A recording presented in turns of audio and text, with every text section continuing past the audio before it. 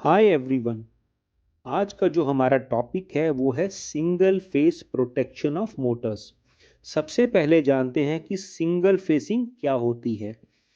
किसी भी मोटर में अगर कोई एक फेज का लॉस हो जाता है तो उसे सिंगल फेजिंग कहा जाता है। तो सिंगल फेजिंग में क्या होगा कि मोटर चलती तो रहेगी लेकिन उसकी स्पीड बहुत ही कम होती है, जिसे कि क्रॉलिंग कहा जाता है। तो क्रॉलिंग में मोटर जो है बड़ा ही हैवी करंट ड्रॉ करती है, जिसकी वजह से मोटर ओवर हीट हो जाती है और वो बहुत ही जल्दी ओवर हीट होकर डैमेज हो जाएगी। तो इसके लिए हमें सिंगल फेजिंग प्रोटेक्शन करनी पड़ती है और ये एक स्कीम हमने यहाँ पे सर्किट बनाया है सिंगल फेज प्रोटेक्शन का।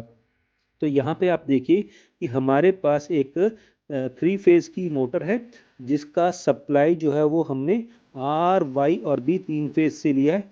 यहाँ पर एक मैनुअल स्विच है। तो सबसे पहले जैसे ही हम मैनुअल स्विच को ऑन करेंगे, मैनुअल स्विच ऑन करते सप्लाई यहाँ पर आके वेट करेगी और पैरेलली इन 3 रिलेज को मिल जाएगी, यानी कि इन तीनों फेजेस रिलेज को आर वाई बी फेज मिल जाएगा और ये न्यूट्रल जो है वो कॉमन आपने न्यूट्रल पॉइंट से कनेक्ट कर दिए, यानी कि ये तीनों फेज एनर्जाइज हो जाएंगे। और ये तीनों फेज एनर्जाइज होने पर यहाँ पर इसके 3 कॉन्टैक्ट हैं जो कि नॉर्मली ओपन है, ये कॉन्टैक्ट बन जाएंगे, यानी कि ये क्लोज हो जाएंगे। ठीक है। अब यहाँ पर आपका जो मोटर का कंट्रोल सर्किट है उसको आप देखिए। एक कंट्रोल सर्किट यहाँ पर आपने 220 का यूज़ किया है, 220 वोल्ट का, क्योंकि मैंने एक फेज और न्यूट्रल के क्रॉस यूज़ किया है। आप चाहें, अगर आपके पास न्यूट्रल नहीं है तो आप 440 का रिले लगा के 440 का कंट्रोल सर्किट भी बना सकते हैं किसी 2 फेज के क्रॉस। तो अब यहाँ पर जो है वो हमारा कंट्रोल सर्किट की सप्लाई आ रही है। ये स्टॉप पुश है। स्टॉप पुश जो है वो नॉर्मली क्लोज है और यहाँ पर आके सप्लाई अवेलेबल है। जैसे ही हम स्टार्ट प्रेस करेंगे, स्टार्ट प्रेस करते ही ये सप्लाई यहाँ से होती हुई OLR के कॉन्टैक्ट से, कि जो कि नॉर्मली एक क्लोज कॉन्टैक्ट है, उसके थ्रू होती हुई यहाँ कॉन्टैक्टर पे आएगी और जो है कॉन्टैक्टर के थ्रू होती इन कॉन्टैक्ट से जो कि ऑलरेडी बन चुके हैं हमारे मैनुअल स्विच के ऑपरेट होने के बाद।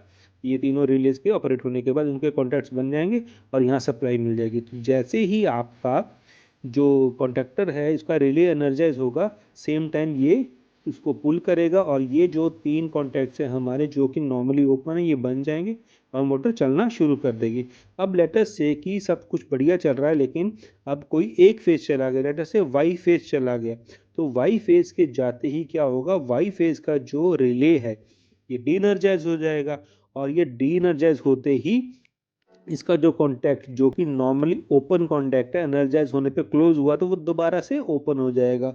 और ये कॉन्टैक्ट ओपन होते ही क्या होगा, जो रिले की सप्लाई है वो टूट जाएगी।